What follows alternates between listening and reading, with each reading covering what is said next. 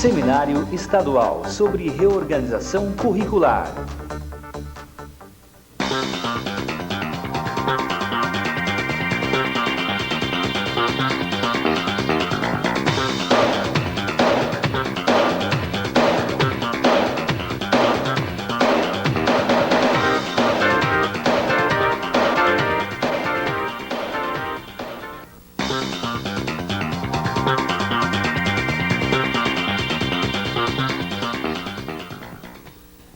Então, vamos lá. Eu vou conversar com vocês um pouquinho sobre educação profissional,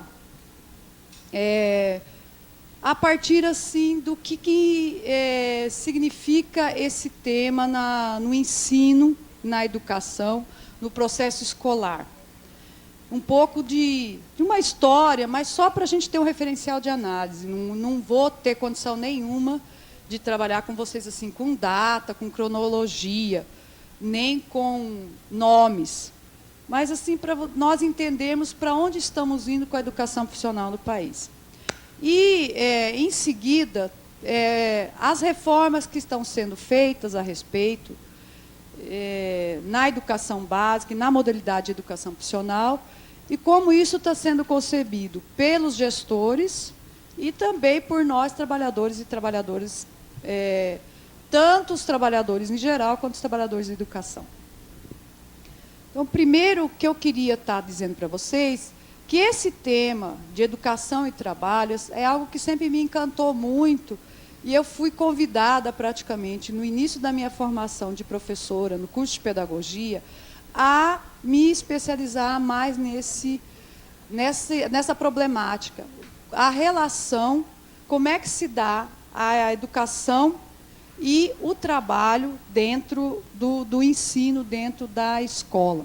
Trabalho remunerado ou não, isso depende de modelo de sociedade e depende também de como eu, na fase da minha vida, organizo isso. Então, a relação de trabalho da criança é diferente, por exemplo, da de um jovem, de um adulto. E aí, então, eu não vou também dizer o trabalho apenas como algo que depende de uma remuneração, mas também não posso deixar de fazer análise por aí. Então, a relação com o trabalho, por exemplo, eu posso trabalhar na pré-escola, eu posso trabalhar no ensino fundamental. E isso, por exemplo, me chamou a atenção no currículo, na discussão de currículo, nas séries iniciais. Como que se daria o princípio do trabalho educativo nas séries iniciais? Como eu abordaria isso?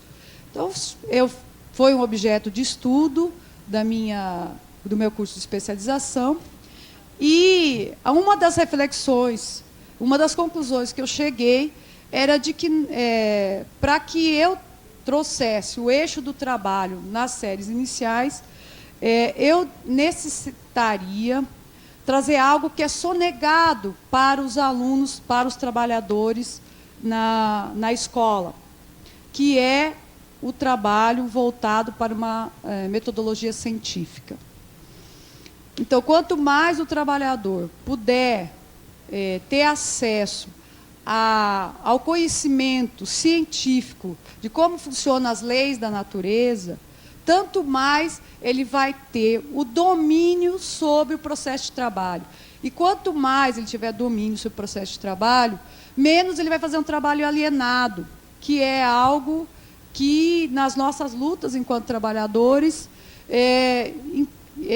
sempre vimos como algo que não permitiu ao trabalhador ter uma vida cidadã. Quer dizer, ele sempre ficou na condição de submisso, né? E o trabalho, na verdade, é que comandava o trabalhador, comanda o trabalhador. Então, não é o trabalhador que se debruça sobre o trabalho e como ele quer fazer aquele trabalho e que produto ele deseja daquele trabalho. Mas, sim, o trabalho é como se ele fosse um robô que o trabalho é que determinasse como ele tem que ser.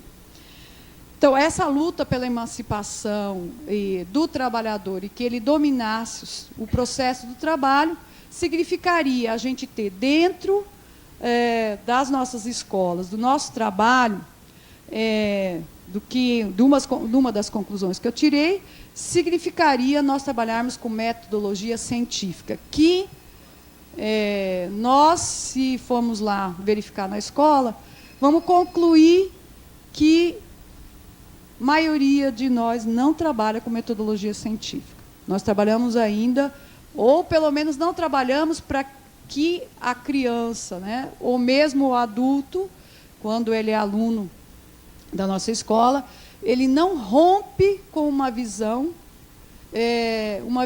pré-determinista, né, ou não rompe com uma visão de que tudo é determinado fora desse mundo, né, sobrenatural, por exemplo. Então, ele ainda, muitas vezes, ele dá respostas sobrenaturais sobre os fenômenos da natureza e da própria sociedade. Mas, mais ainda do que isso, o que nós temos como bastante problemático dentro da escola é de que nós não rompemos com a separação entre a teoria e a prática. E é aí que eu vou, né, de certa forma, querer chegar, quando vou tratar com vocês hoje o que está posto a respeito da reforma da educação profissional e também das novas diretrizes nacionais curriculares da educação profissional, que já estão aprovadas e exigem que, a partir, né, agora foi prorrogado, a partir de dezembro de 2001, todos que forem ofertar têm obrigatoriamente ofertar cursos profissionalizantes nessa nova concepção, dessas novas diretrizes.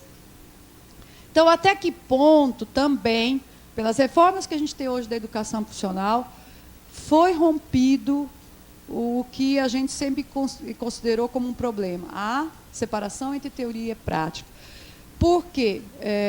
Porque para o trabalhador, né, conforme a sociedade tem se constituindo, e isso se aprofundou na sociedade que a gente vive hoje, a capitalista, com o trabalhador ainda mais alienado, né, mais objeto e não sujeito do processo, né, como isso, nessas alterações que estão ocorrendo, se isso está sendo superado ou não. E isso é um desafio que está sendo colocado para a gente, porque a educação profissional não está vindo isolada de outras mudanças. Quais sejam, por exemplo, de nós discutimos currículo por competências, certificação de competências, avaliação de competências. Mas o pior e o mais grave disso, que eu queria até deixar para nós aqui, é de que nós não estamos nos mexendo absolutamente em nada para termos cursos profissionalizantes, para ter a educação profissional em nossas escolas. Há simplesmente uma conivência por parte, né, do nosso governo, que desde 95 suspendeu todos os cursos profissionalizantes, que agora, evidentemente, com a nova legislação, já estariam mesmo caducos, não teriam mais como funcionar, não poderiam mais funcionar desta forma, né? Mas, para nós, por exemplo, que estamos no Conselho Estadual de Educação, fica até uma pergunta: nós vamos ter cursos dentro do Conselho Estadual para estarmos analisando e autorizando, se isso não vai se efetivar no sistema estadual de educação? O que nós temos hoje é o setor privado, que a tal daquela portaria não atingiu as escolas particulares, só as públicas, mas, em todo caso, em não tendo previsão dessa educação profissional na rede pública, nós vamos analisar lá dentro do Conselho apenas o que vier das escolas particulares. E não só das particulares, mas de montanhas daqueles que querem ofertar isso na modalidade de educação à distância, que é outro desafio para nós do sindicato também. Nós não estamos também ainda tendo conhecimento do que é educação à distância, e isso vai vir cada vez mais forte, porque isso não tem fronteiras. Não fica restrito, por exemplo, ao Mato Grosso, nem ao Brasil sequer, né? Aí você tem até Mercosul agora, e, de repente, você vai ter cursos aí do Mercosul, em convênios do Mercosul, e cursos à distância. E o que isso, então, implica para nós, enquanto profissionais de educação do sistema estadual? Bom,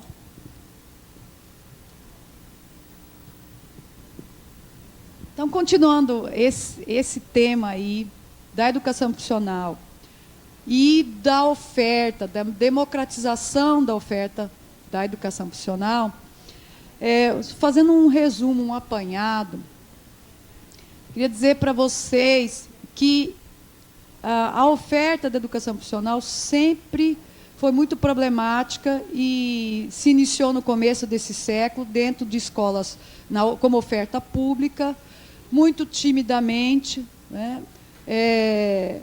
Tem uma literatura que eu posso depois passar para vocês, que pode até fazer com que vocês compreendam melhor historicamente como isso se deu, mas depois, ainda no período de Getúlio Vargas, ela foi também transferida para o Sistema S, e até hoje a gente tem isso dentro do Sistema S com apenas, né, o setor empresarial direcionando esses cursos ou a forma com que se trabalha a educação profissional dentro do Sistema S.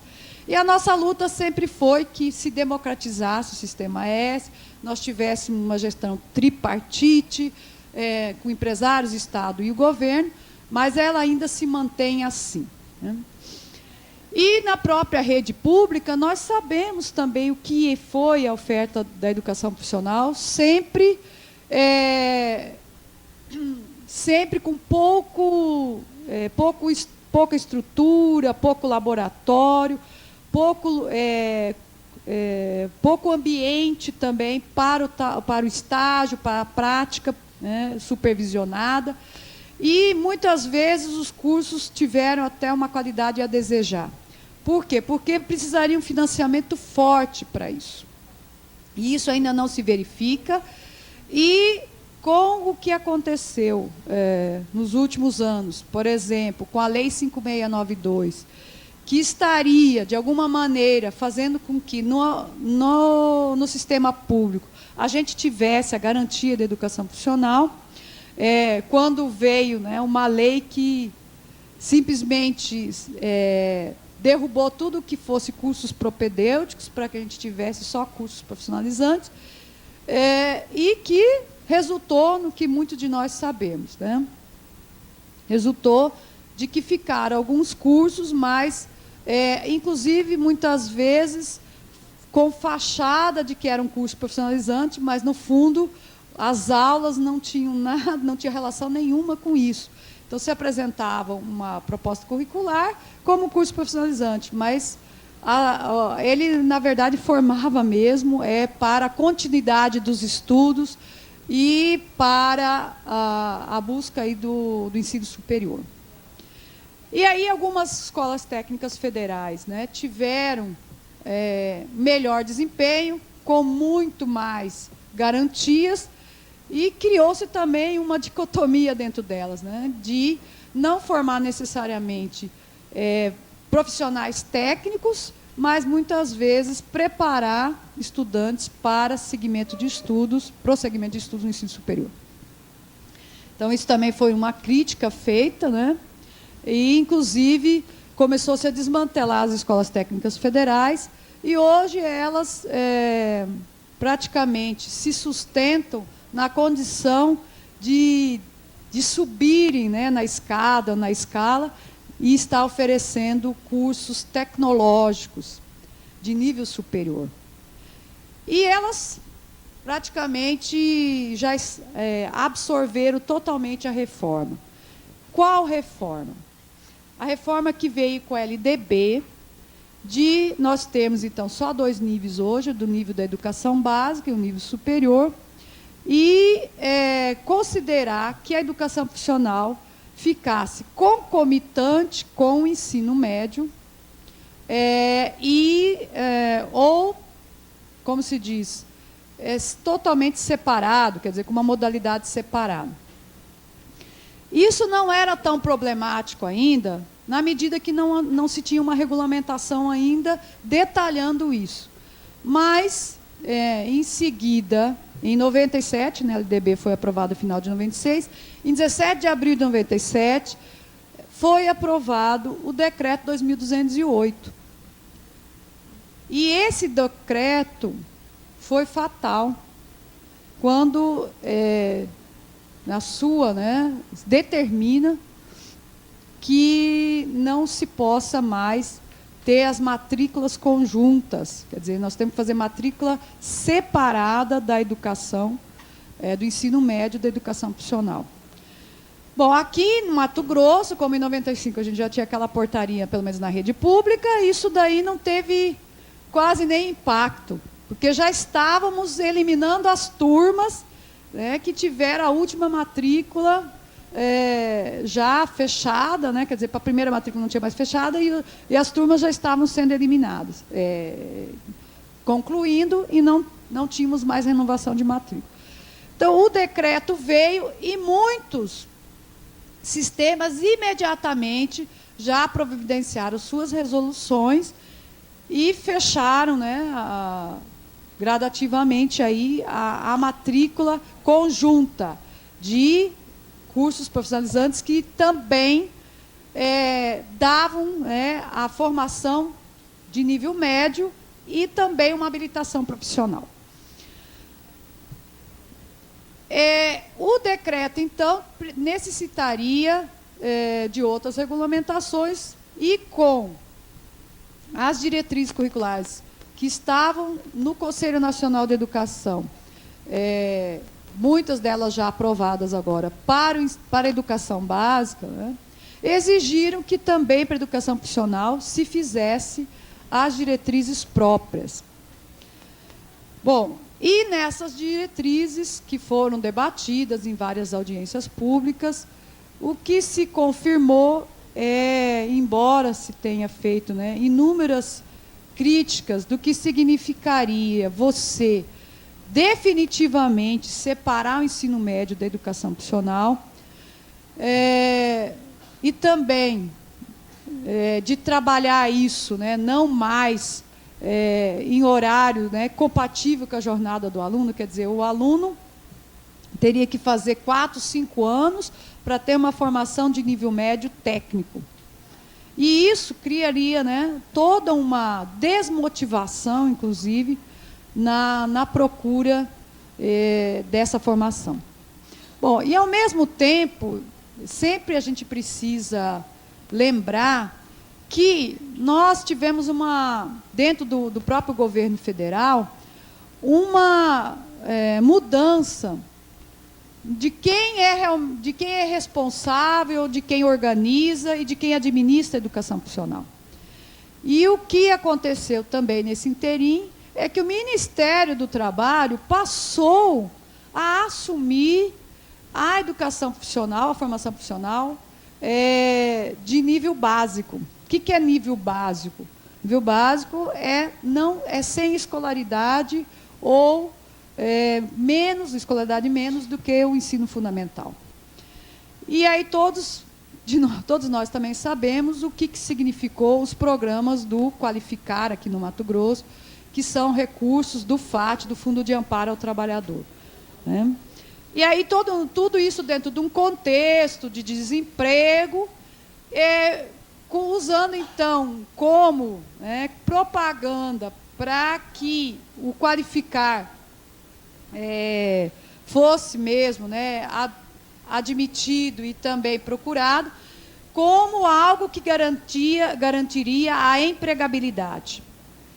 Quer dizer, o mercado exigia mais qualificação profissional e os cursos do Qualificar, então, teriam essa tarefa de proporcionar uma qualificação para garantir a empregabilidade. O que quer dizer garantir a empregabilidade? Garantir que a pessoa não perdesse emprego, mas não era para criar novos empregos, não. Tá? Então, quem estivesse com risco de perder o emprego, né, seria, então, uma forma de se garantir isso.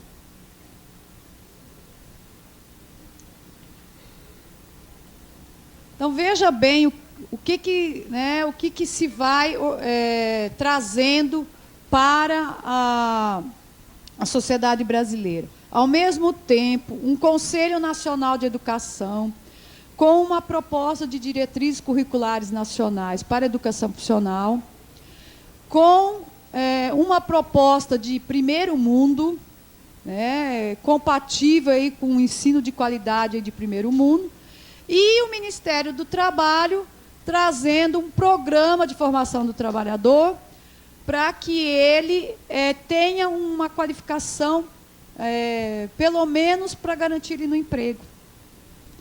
E também sem uma política paralela que garantisse uma ampliação de emprego. Então, na verdade, a cidadania aí, né, a tão falada cidadania, né, fica bastante a desejar. E eles, enquanto governo federal, toda vez que fazemos essa observação, não admitem, né, que há, na verdade, muito mais investimento para que o trabalhador continue tendo uma formação apenas para que aquilo que o mercado exige, né, e aí, de repente, um curso a mais, algumas horas a mais é suficiente, e, na verdade, não há uma proposta de elevação de escolaridade de fato, que significaria todo trabalhador ter a formação da educação básica, ele se formar, no mínimo, com o ensino médio. Bom, então vamos deixar isso daqui um pouquinho pendente e vamos falar um pouco das diretrizes curriculares e como que está isso hoje, como proposta, inclusive para nós nos debruçarmos aqui, para que a gente tenha clareza do que significa isso para o sistema estadual de educação, que é onde, né, nós teríamos o financiamento da educação profissional, embora não esteja em legislação nenhuma esta garantia. E também, por exemplo, nos planos educacionais, o Plano Nacional de Educação, também não se faz essa observação de garantir isso, porque ficaria ainda muito mais complexo você garantir isso e com verbas, né, dentro do Plano Nacional de Educação, porque exigiria um aumento aí da aplicação do PIB na educação, que o MEC simplesmente não assume de jeito nenhum, né, nem o governo Fernando Henrique. No máximo, eles querem usar os recursos do FAT, que inclusive são recursos do trabalhador também. Então, o que dizem as diretrizes curriculares nacionais da educação profissional? Traz, então, essa observância que o curso é separado, né, do ensino médio, e que para que o aluno tenha uma formação de nível médio técnico, ele precisa comprovar a conclusão do ensino médio. Ou para ser matriculado num curso profissionalizante, ele tem que apresentar a matrícula no ensino médio. Então, de maneira nenhuma mais, a gente tem um curso único profissional que esteja, ao mesmo tempo, trabalhando a formação de nível médio com uma habilitação profissional.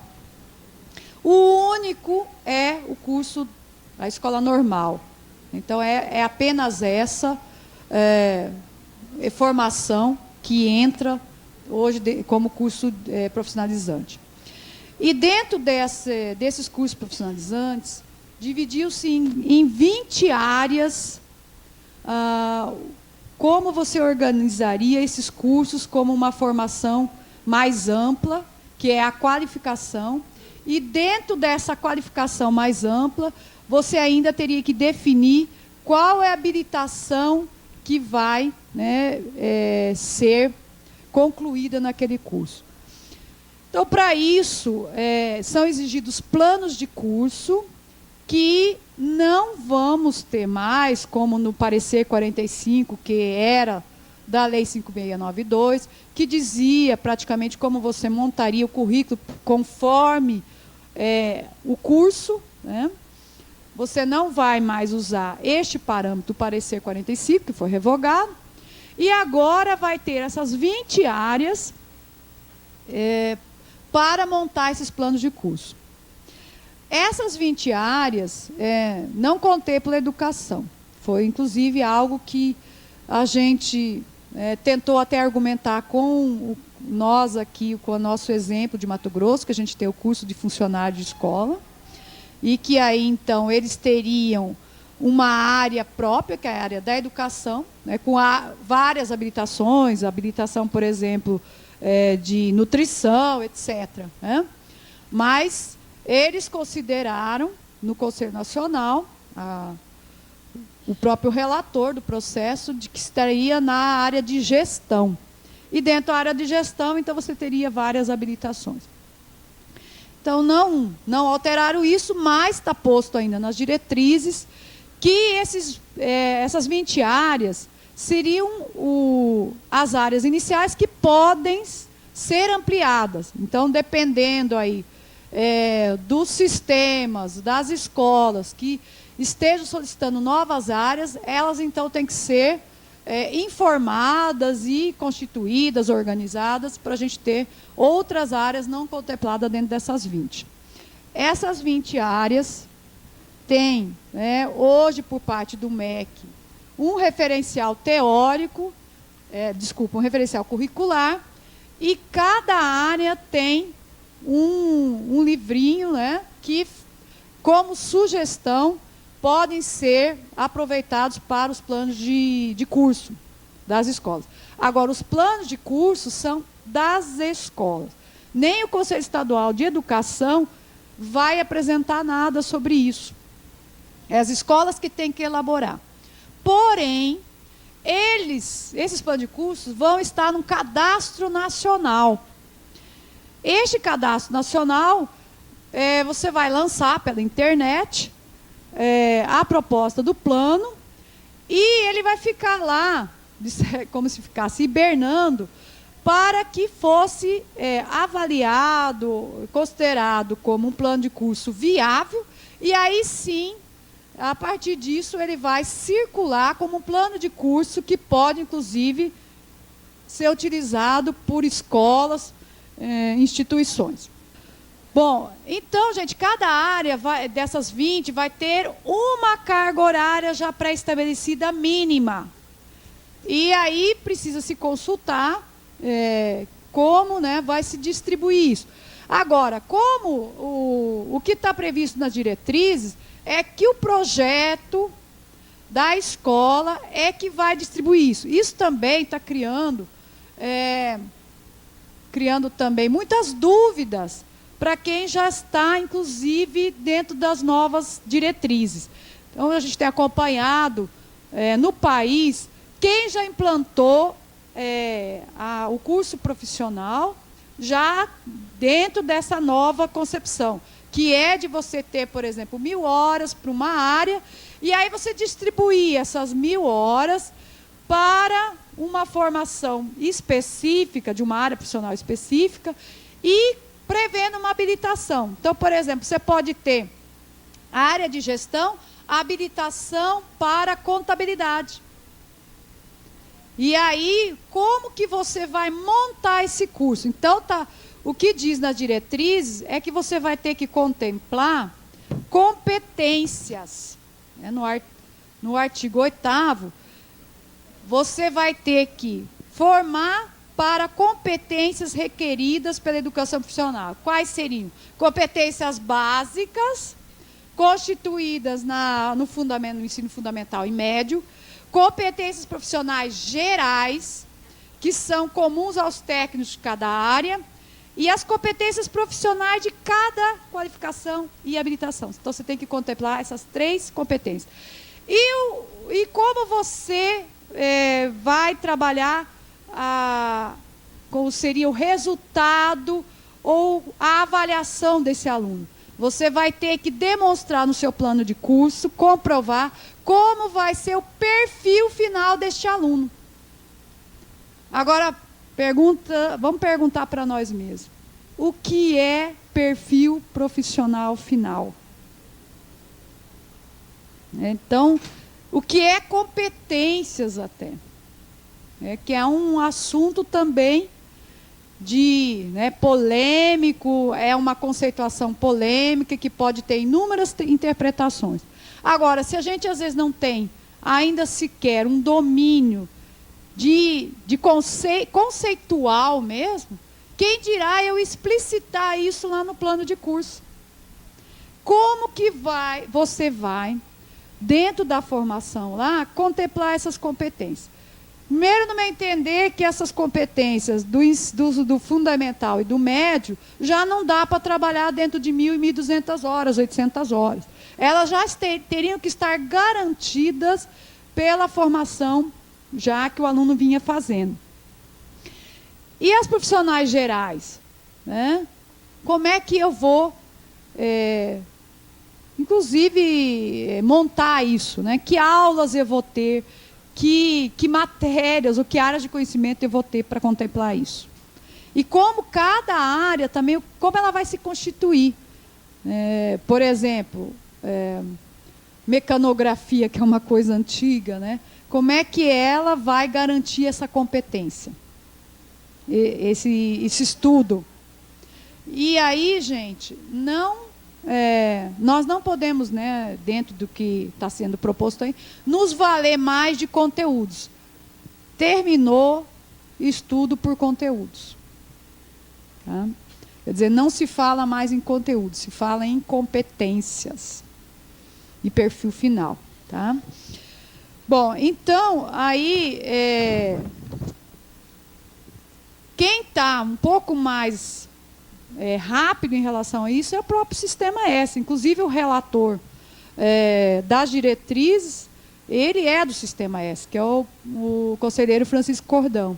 Então, para eles, que já vinham, de repente, dentro de uma lógica, né, eles estão até mais preparados, mas também estão cheios de problemas. Inclusive porque o cadastro de cursos ainda não está pronto, ainda está sendo providenciado. E tanta dificuldade, tanta dúvida ainda levou, inclusive, a se adiar as diretrizes que tinham que ser, a partir do ano que vem, não poderia mais nenhum curso acontecer, né, não poderia mais funcionar nos moldes anteriores. Tá? Bom, e o estágio, por exemplo? Vou colocar assim, algumas coisas que seriam perguntas que a gente faria. O estágio não é obrigatório, vai depender da área, né? Então, aí já há um movimento que certas áreas têm que necessariamente ter o estágio. Por exemplo, a área de saúde, né? Aí fica muito complicado você, né, não ter nenhum parâmetro desse aluno que está se formando se você não tiver um estágio supervisionado. Mas ele não seria necessariamente obrigatório. E aí, tem lá todos os itens que devem constar nesses planos de curso, para que você, a partir do momento que é autorizado esse curso, poderá funcionar. Mas há também uma celeuma em relação a reconhecer ou não esses cursos. Há quem defenda que não é possível que o Conselho dê conta de autorizar e reconhecer todos os cursos, porque eles não são muito permanentes. Então, bastaria só autorização. E já há aqueles que defendem que tem que ter reconhecimento sim, porque senão vai ficar muito solto e pode haver muita fraude, inclusive. Quer dizer, porque a autorização, geralmente, você não tem toda a estrutura. Você só passa a ser reconhecido, um curso só passa a ser reconhecido se ele contemplar itens que ainda não estavam, né, presentes no momento da autorização. Então, mas fica essa dificuldade do próprio Conselho acompanhar isso, na medida que são cursos muito mais breves e que alteram-se também constantemente. Bom, eu queria, assim, então, trazer agora, pela rápida exposição que eu fiz das diretrizes, um pouco essa reflexão sobre teoria e prática e também sobre as políticas públicas a respeito. e também um pouco como que a gente está vivendo isso no movimento sindical. Tá? Primeiro, sobre a teoria e a prática. Nós estamos assistindo, né, que algo que, pelas nossas análises, principalmente de quem estuda esse tema da relação teoria e prática, nós não estamos assistindo algo que significaria que agora o trabalhador vai ter uma formação que ele teorize sua prática, que ele sistematize sua prática e que ele faça essa relação do que ele faz, do que ele executa com o mundo do trabalho. Muito pelo contrário. Na medida que você separou definitivamente o ensino médio da educação profissional, de cursos profissionalizantes de nível técnico, você aprofundou isso praticamente para sempre. Tá? E, pelo que está posto hoje, nós não vamos conseguir revogar isso na legislação. Porque eles estão absolutamente convencidos, quem são eles? Né? Quem está hoje, né, na frente do MEC, quem está hoje até dentro do Conselho Nacional de Educação, os conselheiros, né, que estão à frente disso, eles estão convencidos de que essa foi a melhor maneira de se resolver o que nunca estava resolvido, que era a formação aí do trabalhador, a relação teoria e prática. Por quê? Porque eles justificam o seguinte: antes o trabalhador recebia só um treinamento e a elite ia para a escola de formação geral. O que acontecia? Né? Aprofundava essa diferença e o trabalhador só ficava mesmo ao nível do treinamento. Bom, aí tentou-se mudar isso pela 5692, e aí, indistintamente, não só trabalhadores, como também aqueles filhos dos mais, né, abastados, todos teriam que ter uma formação profissional. Também não funcionou isso, até porque a sociedade de classes não está resolvida. Né? Então, isso também não foi resolvido com a 5692, nem se envidou esforços para isso. Tá? Bom, como é que então se resolveria isso? Para eles, a solução era separar de vez. Totalmente. E formar o trabalhador para o mundo, né, cidadão e para a sociedade, dentro da educação básica. Dentro da educação básica. E a parte, né, que seria de formação para o trabalho, de cursos totalmente separados. Separados como? Em módulos ou com aproveitamento, quer dizer, o trabalhador aprendeu lá no seu local de trabalho algo, isso tem que ser certificado. E em se certificando esse conhecimento, aproveita ele no curso. Então você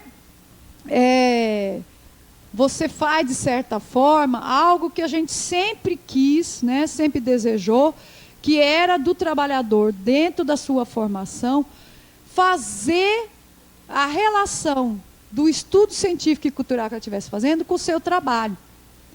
E eles dizem que isso vai se dar através do aproveitamento e da certificação disso. Tá? Então, o que pode acontecer hoje na educação profissional? O aluno chegar com uma certificação, que ele já sabe isso, isso e isso, e tem que se aproveitar isso dentro do curso. Tá? Ou, né, a própria instituição, a própria escola, avalia esse aluno, e aqui está dizendo, né, que tem que dizer como vai avaliar, para colocar ele, enturmar ele, ou, por exemplo, dispensar ele de determinadas aulas. Por isso que eu estou dizendo, em que medida, já que está também dito isso nas diretrizes, há a possibilidade de fazer uma articulação disso, né, da formação para o mundo do trabalho. E só nós, e eu acredito que não só nós, mas acho que com uma articulação mais forte com a sociedade, com áreas profissionais, por exemplo, conselhos, né, regionais, que são os conselhos aí que acompanham o profissional e não a formação dele necessariamente, às vezes eles querem também opinar, mas eles acompanham a atuação de profissionais, né? Qual a opinião deles também sobre isso? Acho que era importante, porque, só para dar um exemplo, o pessoal de radiologia não quer acatar de jeito nenhum as diretrizes e o que ficou estabelecido para a área profissional deles. Não quer, eles falam que é insuficiente e estão entrando, inclusive, com recursos sobre isso. Então, a gente precisaria também ouvir outros atores, né, do que significaria essa formação técnica, mas, principalmente, nós teríamos que ter um conhecimento e estarmos, dentro dos nossos projetos coletivos, verificando como a gente contempla essa formação para o trabalho também no ensino médio. E que já tenha, então, perspectiva de continuidade de estudos. Por quê? Porque os cursos agora, técnico, são terminais. Né? Eles não têm um prosseguimento de estudos, né, no ensino superior. Você teria, né, na verdade, uma formação já terminal ali com o ensino médio. O que você teria de formação continuada seria horizontal. Né? Então, você buscaria uma especialização ou uma formação com novas habilitações, que seria uma habilitação. Mas você vai se formar como um técnico nesse nível. Tá? Que é também um outro problema, né? Quer dizer, se está se incentivando mais a fazer o qualificar esses cursos ali gerados, e além disso, se está propondo os cursos sequenciais no ensino superior, que inclusive te garante diploma, qual a tua motivação para fazer um ensino médio mais um curso aí de 1 ano e meio, por exemplo, técnico? Né? Bom, então, a respeito agora ainda do financiamento e da gestão disso, né? Eu queria dizer para vocês que eu perguntei uma vez quanto seria, em média, o custo aluno em curso profissionalizante.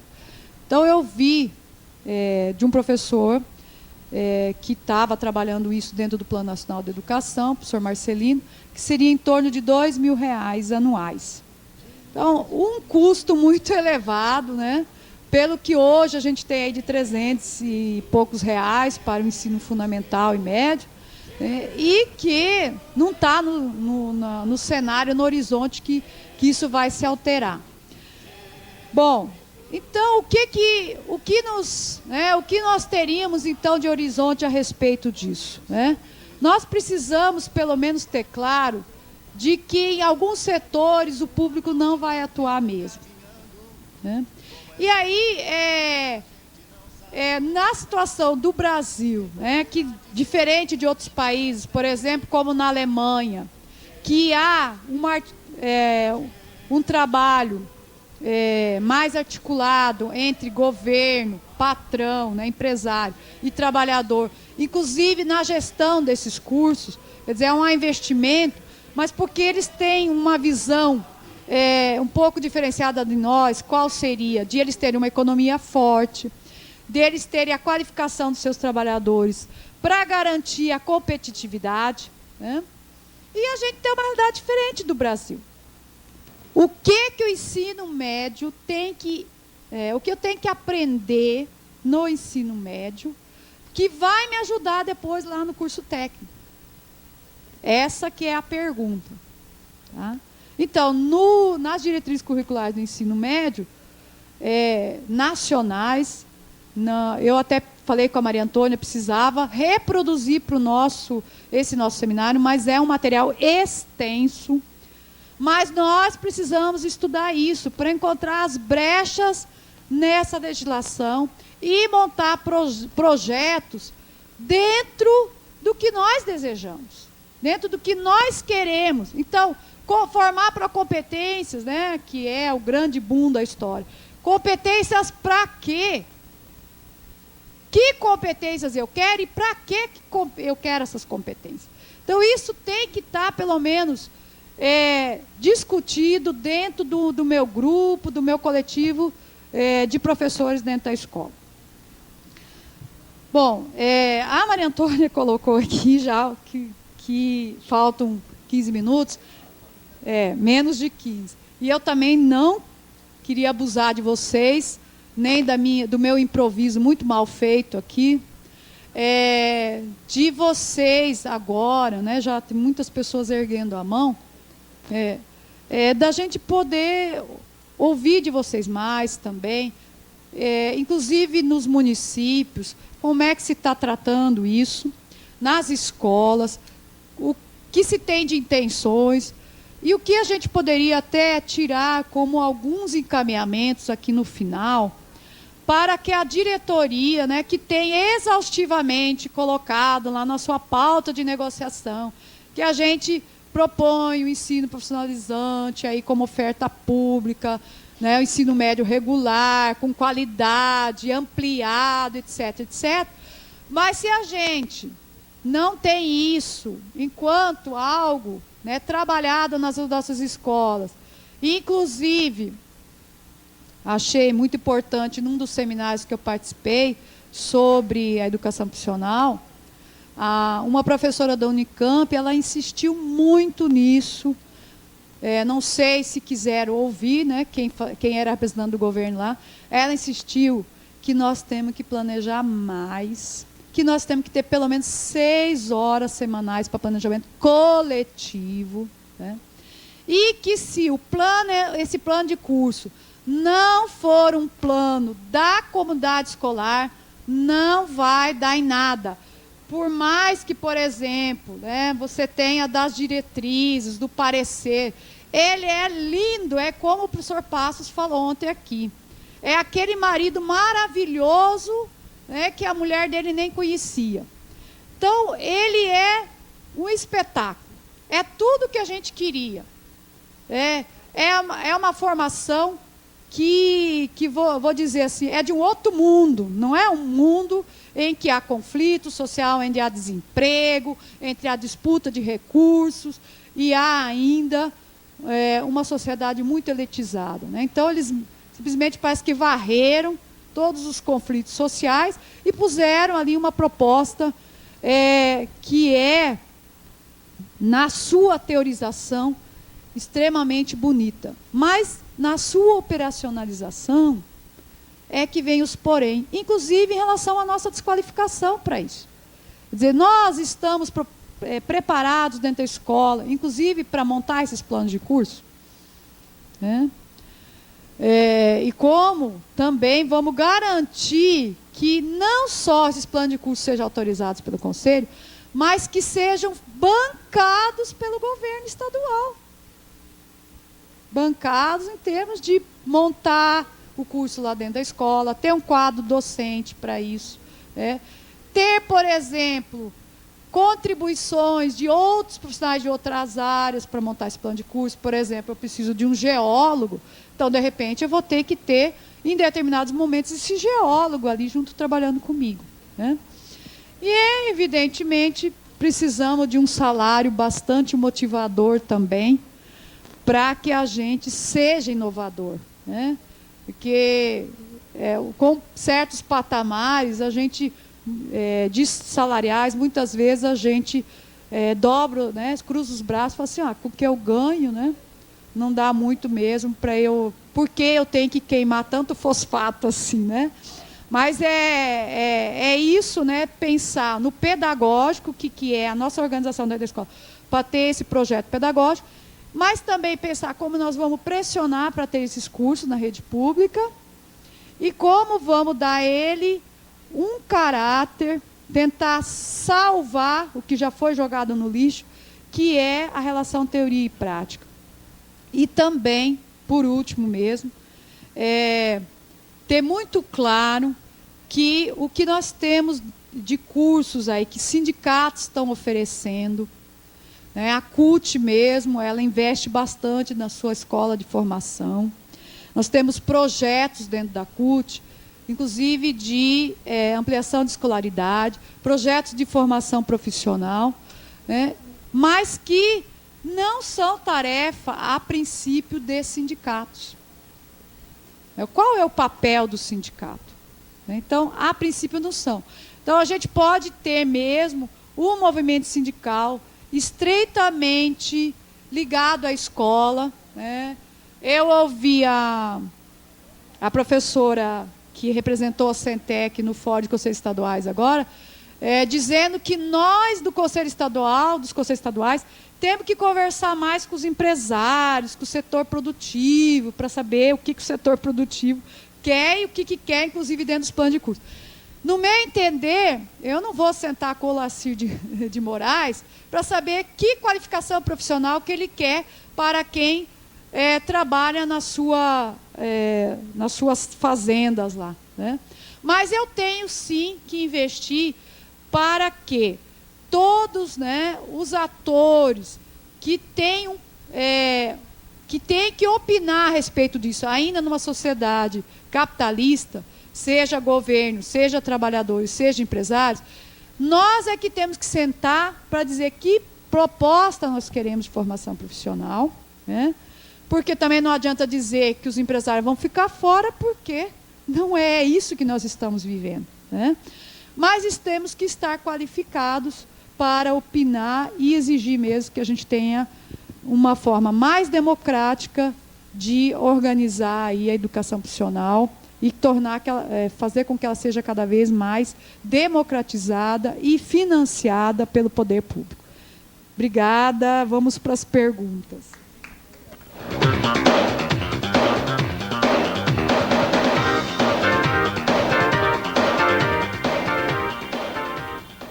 Ela estava falando sobre os cursos de ensino jovens e adultos, do ensino supletivo, que o ano que vem, no caso, vai ser de 3 anos.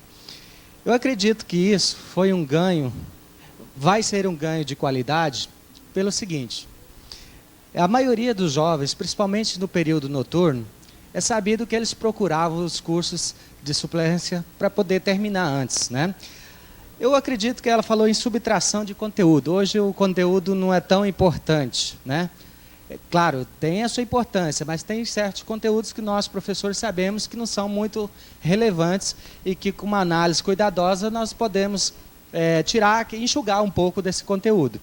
Mas eu acredito que, acima de tudo, além da subtração de conteúdo, nesses cursos de suplência que estavam realizados no período de 1 ano e meio, havia com certeza uma subtração de qualidade. Eu fui professor do ensino de suplência. Quando eu entrei lá, eu tive que fazer uma escolha. Ou eu ia me basear na qualidade, ou eu ia me basear em conteúdos. Eu preferia optar pela qualidade. Ou seja, eu passei praticamente o semestre todo trabalhando a mesma matéria de forma contextualizada, e a gente sabe que para trabalhar dessa forma leva tempo, a gente tem que planejar bastante. Só que, por outro lado, eu fiquei frustrado pelo seguinte: essa pessoa, se deparar com qualquer concurso, o conteúdo vai fazer a falta para ele. O concurso vestibular, ele, com certeza, se ele quiser passar num vestibular, ele vai precisar procurar um cursinho para fazer complementação daquilo que ele não viu. Conforme o Júlio colocou bem ontem, eu acredito na possibilidade desses cursos de suplência que duram 1 ano e meio por aí, simplesmente como uma sistematização do conhecimento, ou seja, aproveitar o conhecimento que o aluno já tem e apenas dar uma reorganizada nesse conhecimento. Dificilmente essa pessoa, não estou dizendo que é impossível, mas dificilmente isso levará a aumentar o conhecimento dessa pessoa. Com relação ao ensino médio, que está falando aí ao ensino profissional, eu vejo o seguinte, essa é uma opinião própria. O ensino médio hoje ele deve dar uma formação geral para o cidadão, para o aluno, de forma que ele tenha consciência, saiba criticar o que está posto, que ele saiba se deparar com uma nova situação e resolver aquela situação. Então, a questão do ensino profissionalizante, eu vejo que deveria ser, como foi colocado pela professora, como algo optativo e não obrigatório, de tal forma que ele pudesse concluir o ensino médio, dando essa ampla formação, mesmo se ele não optar por o ensino profissionalizante, ele possa estar no mercado, ele possa conseguir sua vaga, ou seja, ele possa realmente ser o que nós chamamos de cidadão, né? Ou seja, aquela pessoa que possa criticar, reivindicar os seus direitos, cumprir com os seus deveres, né? Transformar a sociedade em que ele convive. Eu acho que o ensino médio ele tem essa característica. E o ensino profissionalizante, é claro, hoje a maioria dos nossos jovens e adultos, eles estão procurando por um emprego. É necessário, todos temos que trabalhar, né? Mas, além de nós formarmos, ou vamos dizer melhor, simplesmente capacitarmos essa pessoa para desenvolver tal tarefa, eu acho que essa pessoa ela tem que ter ampla consciência de que ela pode buscar mais além disso, né? Não simplesmente sermos robozinhos do mercado que está aí posto no momento. Então, isso é mais uma colocação minha, tá? Ok, obrigado. Próxima inscrita é Helena. Em seguida, eu. Bom dia. Bem, essa discussão, Maria Luísa, tem sido objeto de inúmeras reuniões de representantes de escolas, né? Inclusive, nós temos vários deles aqui. E essa é uma situação que a gente está com elas nas mãos e a gente não tem dado encaminhamento. A gente está, assim, aqui na garganta e a gente não consegue dar um passo para a gente alterar essa situação que foi colocada desde 1995, onde nós tivemos a extinção dos cursos profissionalizantes. E de lá para cá, a gente tem assistido aí uma situação desalentadora para os nossos jovens, até porque o curso propedêutico não tem dado aí uma expectativa para os nossos jovens, né, que querem se inserir no mercado de trabalho, e aí um mercado de trabalho que não vai aglutinar todos, que é um mercado de exclusão. E nós, nesses últimos anos, a gente tem refletido, mas a gente tem feito uma reflexão de só refletir e não dar passos mais ousados no enfrentamento com o governo do Estado. E neste ano, a gente já fez algumas reflexões com algumas escolas de como a gente pode alterar isso. Mas uma preocupação é constante, porque se uma escola define que ela vai apresentar um plano de curso, um projeto para um curso profissionalizante em determinada área, um problema está colocado o financiamento. Olha, se o próprio governo do Estado extinguir os cursos profissionalizantes, o ensino médio não tem pai nem mãe, não tem recurso, a não ser os projetos que estão colocados aí da escola jovem, e que essa também não veio recurso. Como é que a gente fica? A gente encaminha projetos, faz todo um plano de curso, e aí a gente fica numa situação de que como que a gente vai garantir essa efetividade desse curso profissionalizante, quem vai pagar, até porque o financiamento é a questão mais problemática dessa situação. Nós estamos verificando aí, nem as nossas escolas, nós não temos condições de infraestrutura para o ensino propedêutico, da gente ter biblioteca, laboratórios. É uma precariedade de uma série de questões. Bom, então essa questão do financiamento. Mas a gente podia usar, inclusive Nilo Povas, a própria Escola Clênia, a gente tem pensado, sim, de apresentar para o Conselho Estadual de Educação um projeto de curso profissionalizante. Primeiro, eu acho que a gente tem que fazer o levantamento da demanda. E aí, eu acho que requer também umas questões técnicas. É claro que algumas pessoas com algumas competências para fazer esse levantamento, para a gente fazer um diagnóstico de que profissionais a sociedade está necessitando. E aí, conversando com o Romeu, mas será que é profissionais para o mercado? Será que é só nessa área que a gente tem que profissionalizar e a escola pode oferecer? Eu acho que a gente poderia também estar pensando em outros cursos profissionalizantes para as questões da área cultural, ou não é? Onde nós vamos estar profissionalizando os jovens e adultos aí para serem profissionais autônomos e não só para inseri-los no mercado, e um mercado que não vai absorver a todos.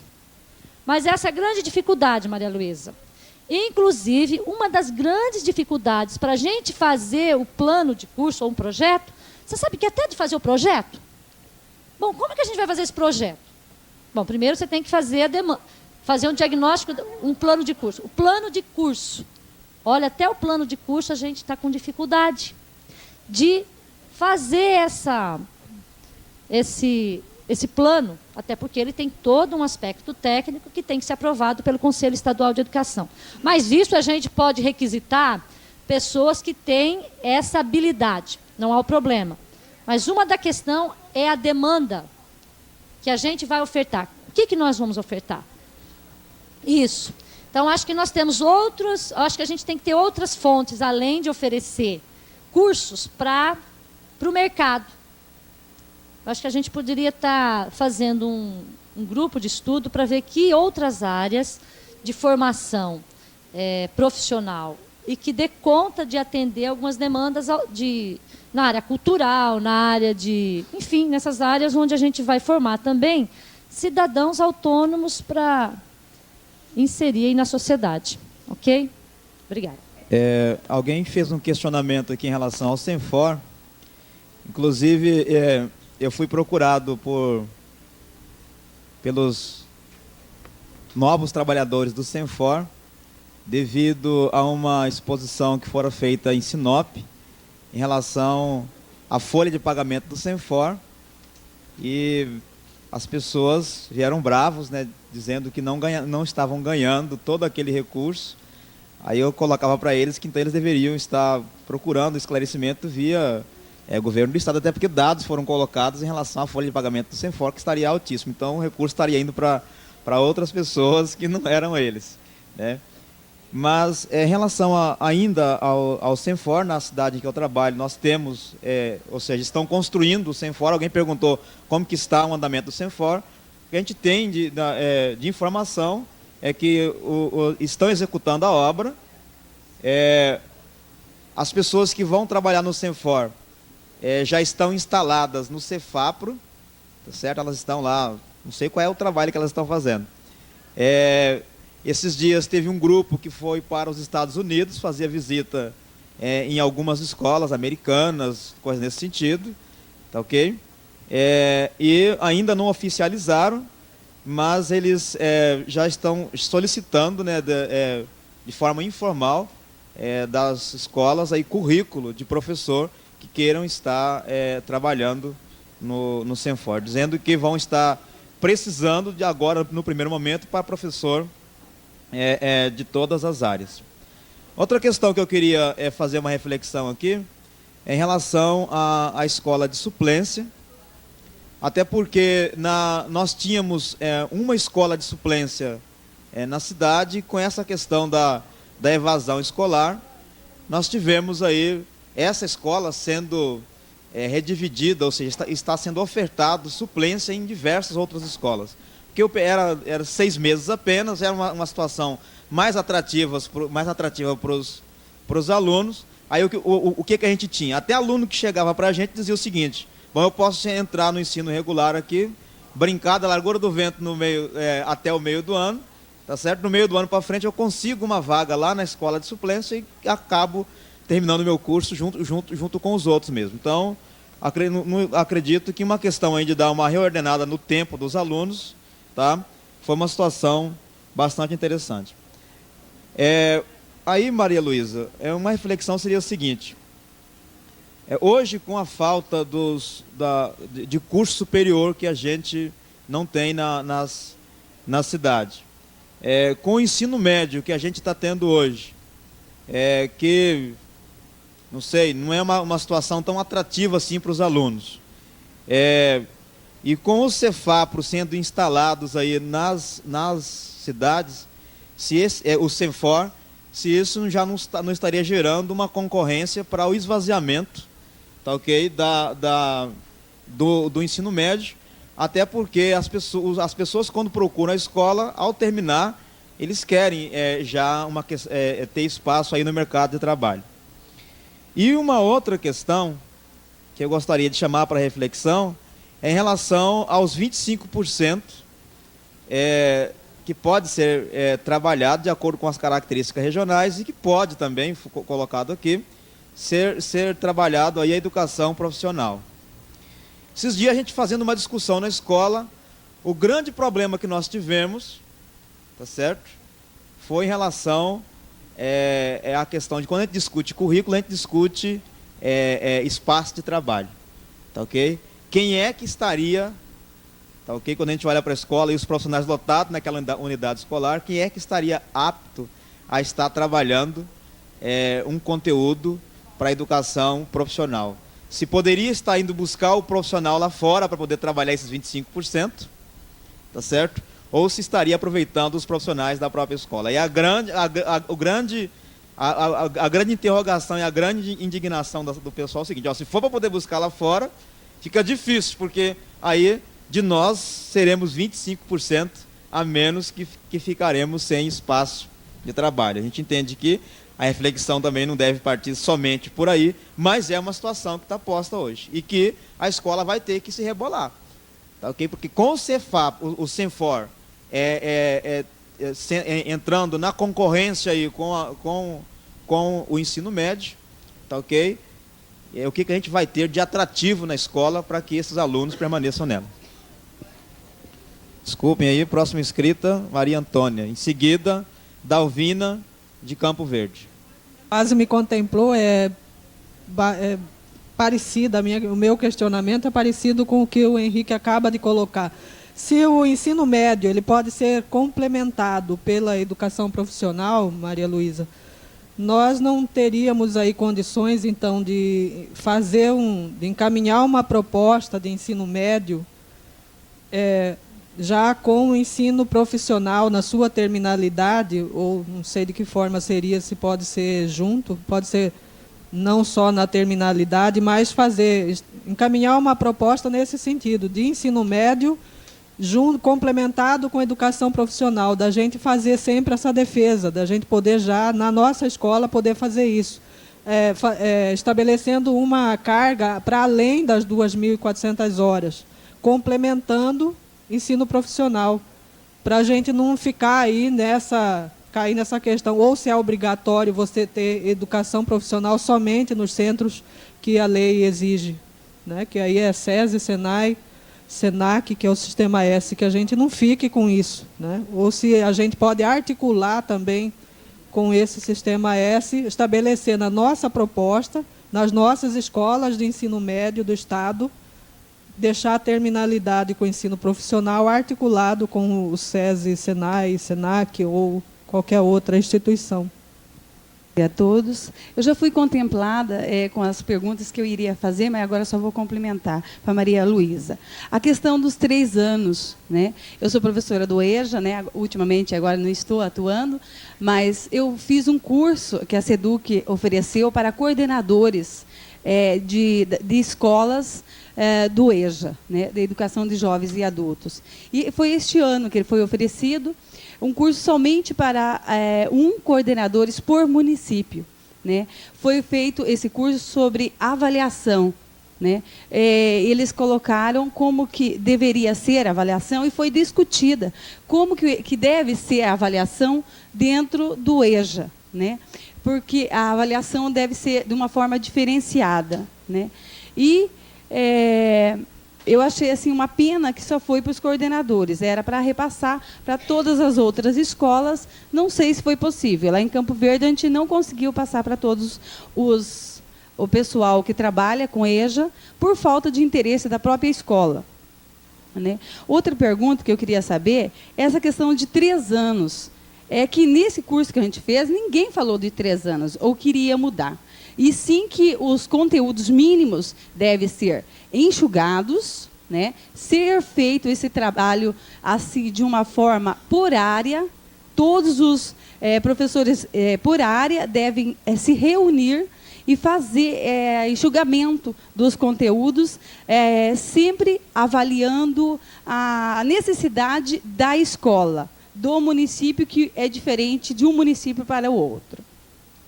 Então, eu gostaria de saber, assim, esses 3 anos, quem é que está colocando que vai mudar e se realmente vai mudar a partir do ano que vem? Porque a gente ouve muitas pessoas falando dos 3 anos, mas a gente não sabe, vai mudar mesmo? Quem que está falando? né? Da onde que está surgindo essa conversa? Então, até os alunos perguntam para a gente não sabe falar, né? Pelo menos eu não saberia. E, a partir de amanhã, lá em Campo Verde, vai ter o Fórum Municipal, tá? De formação profissional, onde todas as instituições foram convidadas, né? O sindicato também foi convidado para participar de uma discussão, né? Então, eu gostaria de saber de você o que eu poderia estar ajudando, né? Ou até que ponto eu poderia estar falando sobre essa formação profissional, no caso das escolas estaduais. Porque nós, lá em Campo Verde, já temos alguns cursos técnicos oferecidos pela Federal, né? Que os alunos de estudo o segundo grau lá, normal, e, a partir do segundo ano, eles começam a estudar o agrícola, né? Que eles têm 3 anos, 3 cursos lá, o que eles oferecem para os alunos da rede estadual. Tá? Só uma pergunta. Esses cursos da universidade, quem financia? No caso da agrotécnica, é federal. Escola Federal? Escola Federal da Agrotécnica. Como eu disse, muitas coisas eu teria condição de dizer, ou poderia dizer, e outras eu acabei deixando, né, para as perguntas. E também não era possível falar tudo em 45 minutos. Tá? Mas é o seguinte, na proposta dos cursos profissionalizantes, já nas novas diretrizes, você pode oferecer o curso organizado, tanto em módulos, como na forma tradicional. Né? Quer dizer, aí você monta as aulas com os seus tempos que se definem dentro dos planos de curso. E pode ser modular.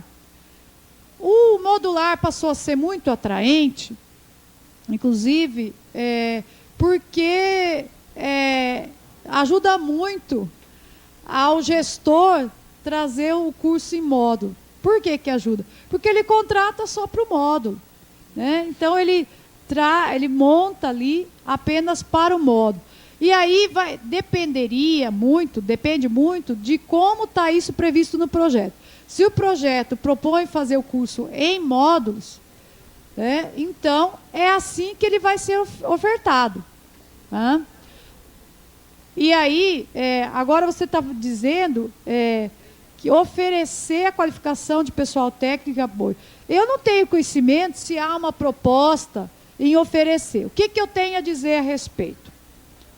Olha, no meu entender, trabalhar com módulos, eu já falei isso ontem, inclusive na história dos ciclos lá, é problemático porque não tem um projeto sequencial. Quer dizer, se o aluno perdeu aqui, nunca mais. Se ele não pôde, teve algum problema, ele não conseguiu acompanhar, nunca mais. Não é só acompanhar porque ele não assistiu às aulas. É porque, de repente, ele não conseguiu desempenhar, evoluir naquele tempo. Então, foi a primeira e última oportunidade dele. Né? Agora, eu vejo assim que os módulos não são tão problemáticos na medida que você vai fazer uma atualização de conhecimentos. Então, aí não é tão problemático. Você faz um curso, né, de 40 horas, de 80 horas, e ele é extensivo. Né? Então, quer dizer, você vai direto ver só aquilo. Mas você já teve toda uma formação inicial que lhe deu as pré-condições e não vão afetar necessariamente, não vai ficar, você não vai ter uma lacuna, né, na sua formação com esse módulo. Então, eu vejo que o módulo ele tem lugar que ele pode ter qualidade, mas tem lugar que ele gera problema. Por exemplo, na educação profissional agora, o aluno pode ter um itinerário que vai ser aproveitado na sua formação profissional. Então, ele teve um itinerário, ele fez alguns cursos, né? Fez alguns cursos rápidos e tal, e aí quer se aproveitar isso. Então, isso pode ser aproveitado num curso profissional. Mas só que eu vou dizer, vai gerar um problema para outros alunos que não fizeram. Né? E quem garante também que isso que ele fez lhe deu informação suficiente para aquela formação que está sendo exigida dele. Mas, gente, a respeito das dúvidas aqui, e também das contribuições que foram trazidas aqui, do Geraldo, por exemplo, eu vou fazer uma observação, posso estar equivocado, né? A formação geral e para a cidadania não deve se dar só no ensino médio. No curso profissionalizante também. E é isso que é uma crítica que a gente tem sobre o qualificar. O qualificar não garante isso. Até porque ele é muito rápido. Então, não dá tempo de nada. E a carga horária destinada ali àquela formação mais de cidadania, ela é pequenininha. Sabe? Não se dá muito importância. Né? Então, eu não vejo que só o ensino médio vai dar essa formação. Aliás, gente, dependendo do ensino médio, ele só elitiza mais ainda a formação desses alunos. Porque vai ficar com uma formação que não está relacionada com o mundo dele. E ele não vai ter como intervir nesse mundo. Como é que ele vai, por exemplo, para uma greve, para um embate com o patrão? Então, a formação para o trabalho deveria também contemplar isso. É verdade que aí vai depender tudo totalmente do projeto da escola. Do que a Helena trouxe aqui, né? Eu queria dizer que nós temos um problema dentro da escola, mas não é só dentro da escola. Dentro da SEDUC também se separou totalmente a equipe do ensino médio da equipe da educação profissional. Aliás, vieram com o documento para o Conselho de Educação, para que a gente desse um parecer, definindo a educação profissional como um subsistema. Quer dizer, algo paralelo ao sistema estadual de educação. Quer dizer, aí diz que era exigência do PROEP. PROEP é o programa, né, de educação profissional do governo federal, do MEC. Então, diz que era uma exigência, senão não vinha recursos para esses cursos. Né? E isso não existe verdade nenhuma nisso. Né? A educação profissional está dentro do sistema de educação, sistema estadual, ou, no caso do federal, quando são escolas administradas pelo governo federal. E é uma modalidade de ensino.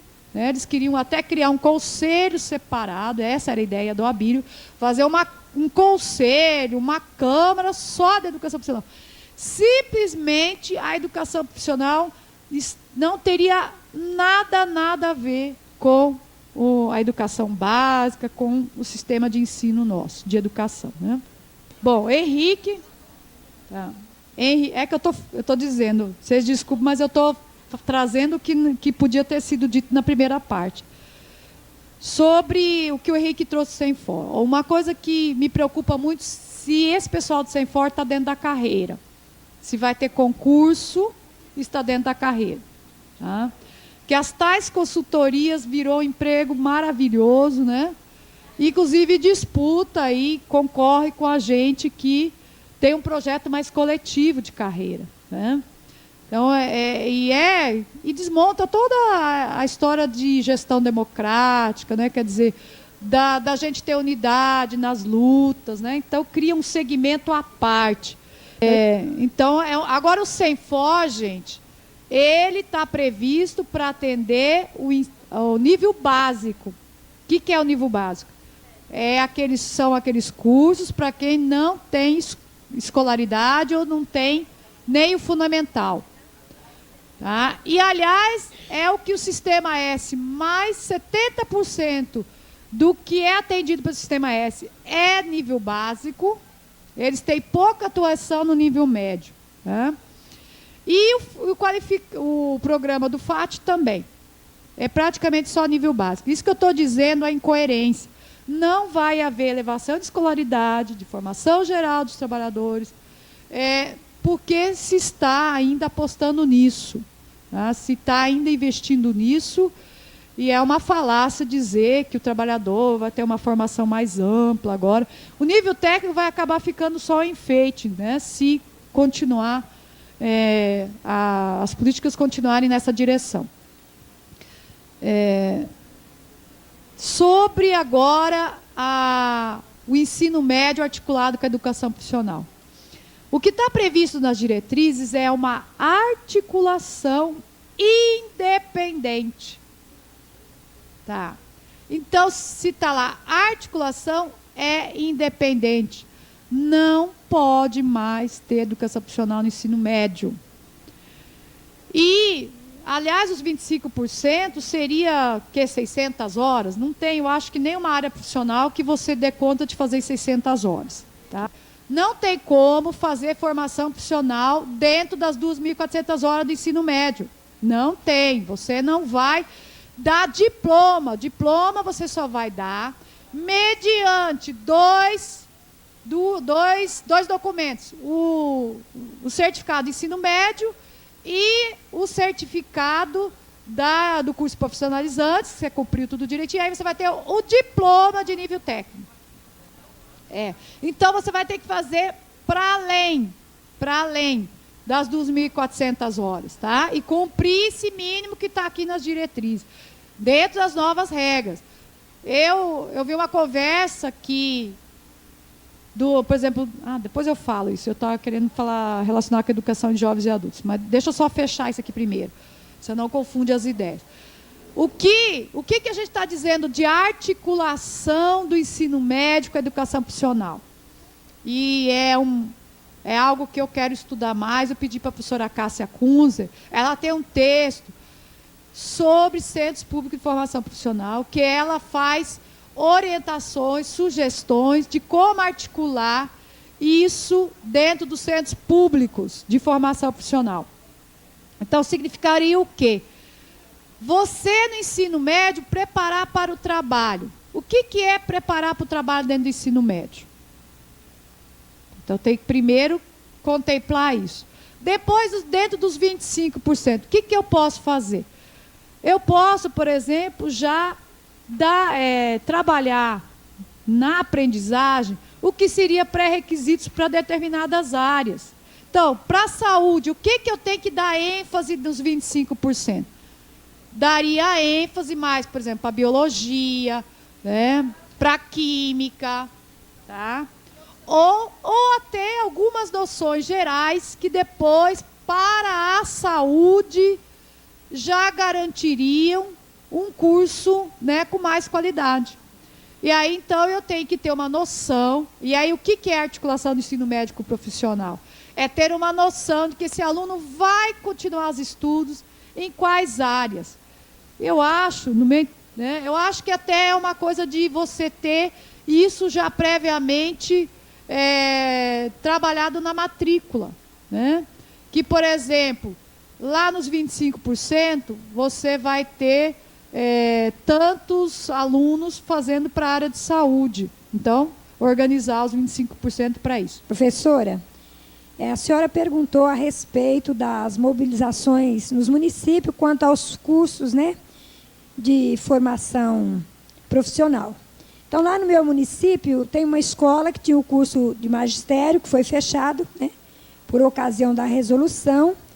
E nessa última reunião de conselho, eu levei para eles essa discussão, e eles estão se mobilizando, inclusive já com um projeto, para reabrir o curso, né, já que a escola tem o reconhecimento do curso. Há uma outra escola também que está se fazendo um trabalho coletivo para se discutir o curso de enfermagem. Tá? Então, eu queria saber aí de você se esse curso de enfermagem... Bom, a respeito do curso de magistério, esse curso, ele cria-se essa etapa, esse ano, abre-se esse curso e para 100 alunos. Parece que vai ter uma clientela de 100 alunos. Nós fizemos um levantamento, já temos 40 leigos atuando na rede municipal, né? E tem mais 40 ou 60... E a respeito do que você colocou aí, a maioria desses alunos são alunos que concluíram o ensino médio. Poderia estar oferecendo apenas a parte diversificada? Como ficaria? Do magistério. porque eles já têm o ensino médio. Depois então você me passaria, tá? Então eu quero essa informação. A outra questão é a respeito do Senfor. Eu vejo que é uma superestrutura que o governo cria e investe dinheiro público nessa superestrutura, dinheiro de impostos, e é uma política de exclusão, porque quem é de Paranatinga é que pode participar, tá, né? Aproveitando esse elemento para esse curso lá em Sinop. Qual aluno de Paranatinga poderia estar indo para fazer esse estudo lá, caso ele tenha interesse, se ele não tem recurso financeiro para pagar uma hospedagem, uma manutenção. Então, eu vejo que é uma política de exclusão, sabe? Esse Senfor aí, o Senfor, já que ele está trabalhando com um recurso público, o investimento é do Estado.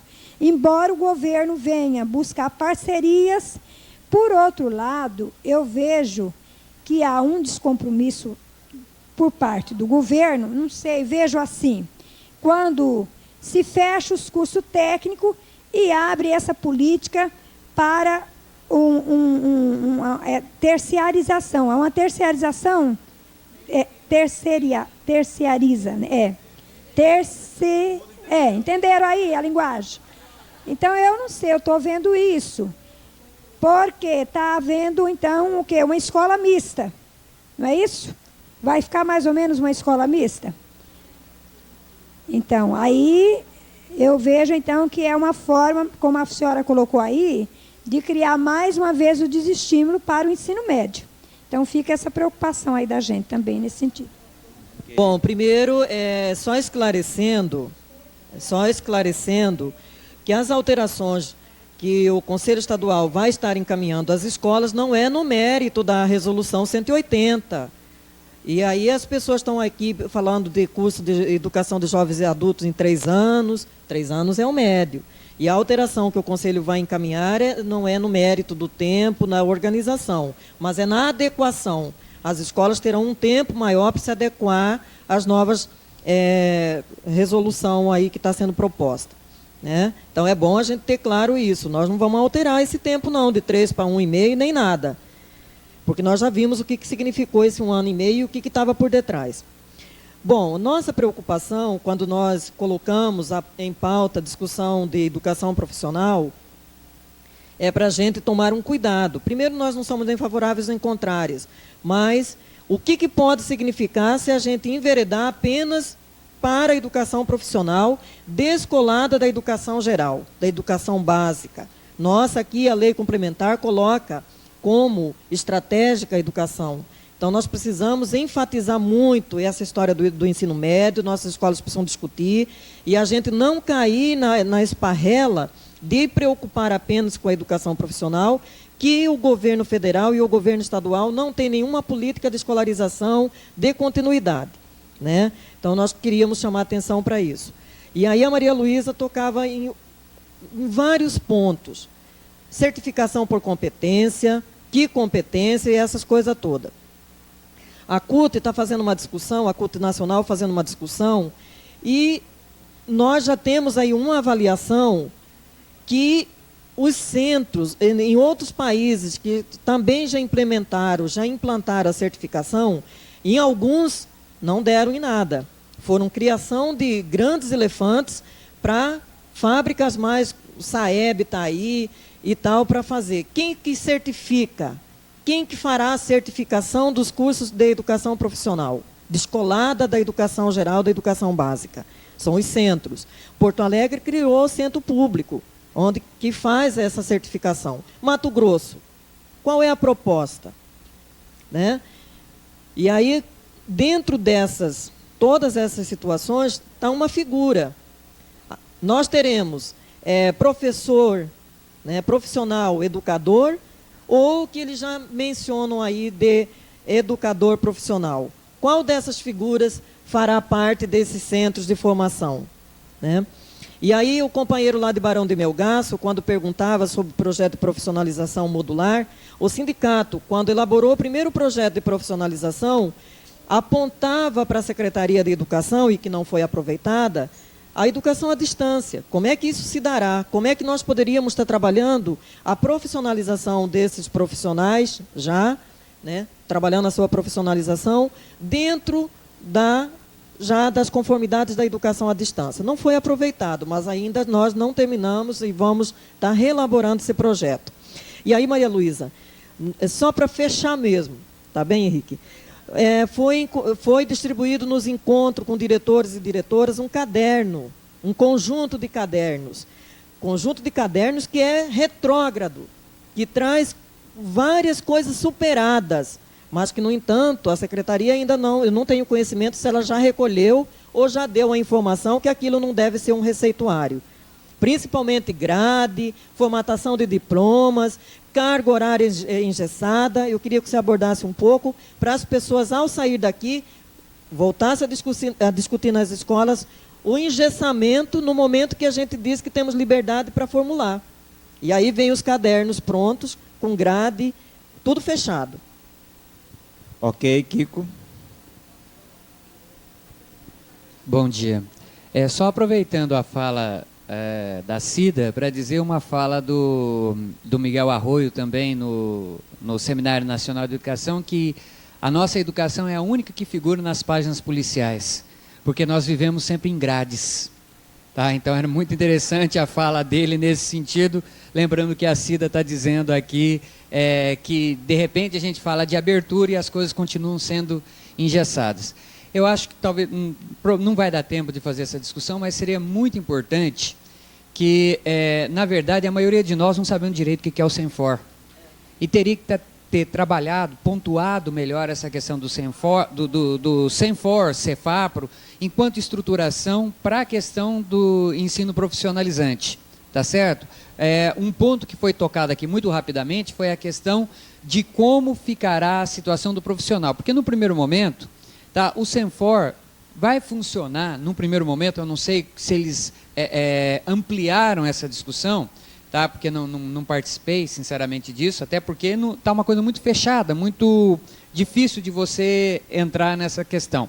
Primeiro, se for para fazer cursinho de 40, 60, 80 horas, o Senai faz isso muito bem, não precisava, tá, o Qualificar faz isso muito bem.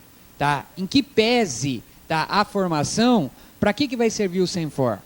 Tá? Quanto à questão da diplomação, certificação e tal, de certa forma, como vai estar acontecendo agora em relação à profissionalização do nosso pessoal, quem está certificando é o Cefapro.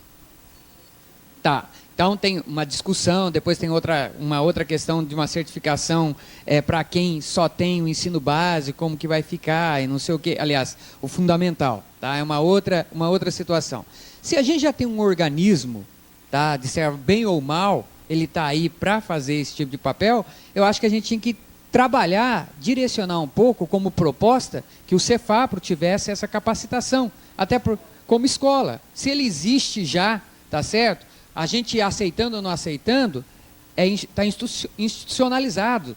Então nós tínhamos que trabalhar essa questão muito seriamente, tá certo? Eu acho que como proposta, a gente precisava estar vendo a questão do Senfor, a questão dos Cefapros, e em relação a essa questão da certificação, eu acho que a gente tem um caminho, tá? Aceitando ou não aceitando, então vamos fechar esse caminho, para que a gente não fique aqui o tempo todo dizendo que não vale a pena, que não presta, que é isso, que é aquilo, mas propositivamente a gente não consegue encaminhar muito as coisas. Eu acho que nós temos alguns caminhos abertos que a gente precisa estar fechando, tá? Em relação a isso. Heloísa, só vou voltar um pouquinho na questão do tempo, que já foi muito falado na questão do tempo de duração do EJA, Educação de Jovens e Adultos, para o ensino médio.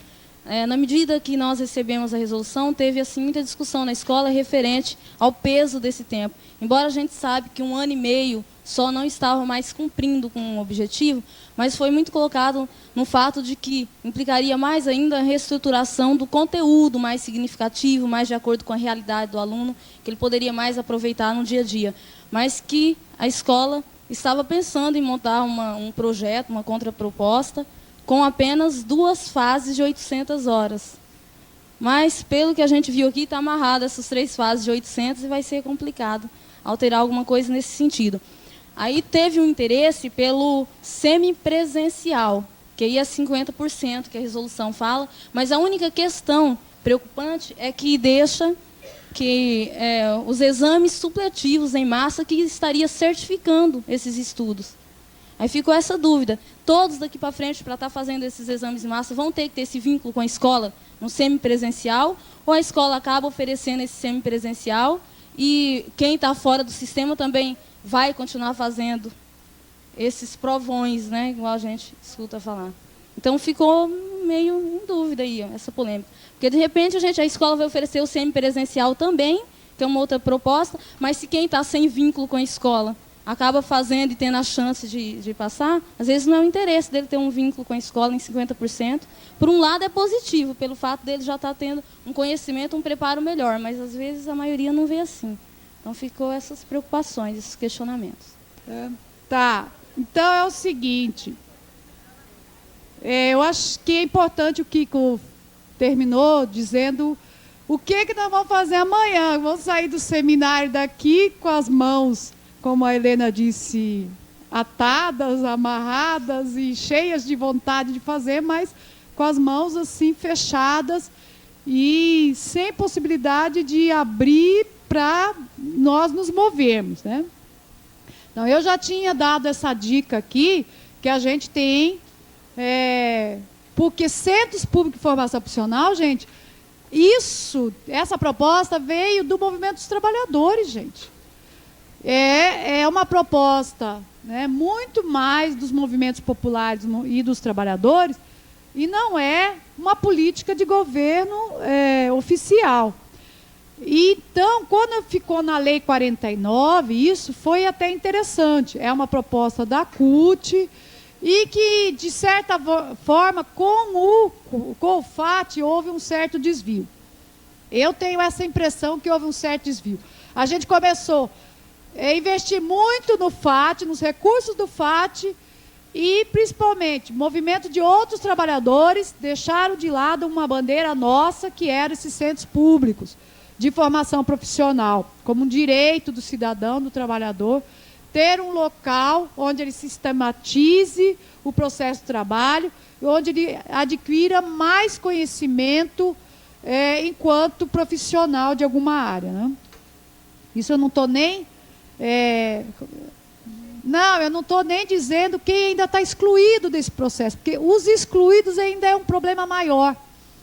Então, a gente está falando de quem ainda está incluído, que está, de alguma maneira, participando do setor produtivo, né? E aí, então, a ideia era essa, a gente intervir no Sem Fora, a gente intervir na discussão das escolas médias, né, que tem ensino médio, porque, gente, do jeito que nós estamos indo, não vai desaparecer ensino médio no Mato Grosso. Os municípios, às vezes, assumindo ensino médio. Nós tendo um horário incompatível com a jornada do aluno, à tarde. Né? Ensino médio à tarde. Ou, às vezes, de manhã, para a maioria dos casos, não serve. Né? E sem perspectiva de continuidade de estudos para se preparar para o trabalho, gente, que não adianta a gente fugir disso. A gente precisa se preparar para o trabalho. Precisa se preparar para o ócio. Precisa também. Não é porque nós somos trabalhadores que a gente não deve se preparar para o ócio criativo também. E isso é algo que a gente ainda nem está nem pensando dentro das escolas, né? Mas é importante dizer também que não é só... Dizem que nós, professores, somos retrógrados, conservadores, mal preparados, desqualificados, mas, pelo jeito, a SEDUC também não está muito diferente da gente. O que foram esses cadernos entregados num seminário de capacitação, se não for um retrato de uma secretaria que muitas vezes cobra aquilo que está para além até dela própria? Nem ela ainda não está qualificada para mudar, por exemplo, a escola, uma outra escola mais democrática e uma escola que dá ênfase, por exemplo, na aprendizagem, dá ênfase, por exemplo, na construção do conhecimento do aluno, que quer dizer que acabou a aula expositiva da escola. E nós sabemos mudar a escola, mudar a nossa aula para não ter mais aula expositiva? Como nós estamos nos preparando para isso? Para não ter mais aula expositiva dentro da escola. Né? Então, é complexo. Isso aí exige da gente muito mais hora de atividade, muito mais planejamento. Talvez até todo dia parar. Hoje eu dei tal atividade, trabalhei tal atividade com os alunos. Como que foi essa atividade? O que eu quero, para onde eu quero chegar com essa atividade? Né? E repensar tudo para o dia seguinte. Né? E olha, gente, trabalhar com projetos. Todo mundo se arrepia com isso. Trabalhar com projetos dentro das escolas. Mas é uma metodologia. É uma metodologia, não como política, quer dizer, que eu vou ser professor de projetos e vou vender projetos. Não é isso. É eu trabalhar com o aluno com uma metodologia científica, que o aluno vai buscar o conhecimento, e eu, professor, vou junto, e vou ser aquele, né, nessa busca desse conhecimento, que vou organizar isso. E para organizar isso, gente, eu tenho que ser muito mais pesquisador. Né? Eu tenho que acompanhar muito mais como é que vai se dar esse processo de montar esse projeto, de estudo. Aí eu vou entrar na história do semipresencial também, enquanto metodologia no EJA. Olha, gente, trabalhar com ensino à distância ou semipresencial, né, misto com o presencial, significa eu ter uma metodologia, um planejamento, né, que vai exigir um esforço coletivo da escola, né, e significa que o professor pode até aumentar mais a jornada dele com isso. Porque pode também parecer que se o aluno vai ter um estudo semipresencial, que quando o aluno não está lá na escola, eu também não estou. E não é verdadeiro. No semipresencial, o aluno vai ter, por exemplo, determinadas tarefas, né, e ele vai ter que dar conta disso. E eu, como professor, vou ter que acompanhar isso. Então, pode até ser mais trabalhoso. Só que, no caso dos adultos, e no caso, principalmente no ensino noturno, que é a maior, ainda é, dentro do nosso sistema, que tem de mais perverso ainda no ensino noturno. É onde a gente tem o desempenho mais baixo de nosso alunado, no ensino noturno. Tá? É algo que também nós não estamos, Maria Antônia. Eu acho que o sindicato, nós também precisamos acumular mais sobre o ensino noturno. Tá? Nós estamos muito paupérrimos, né? Pouco trabalhando isso, porque é onde está o nosso público que nós mais defendemos, né, na nossa proposta de transformação de sociedade. Né?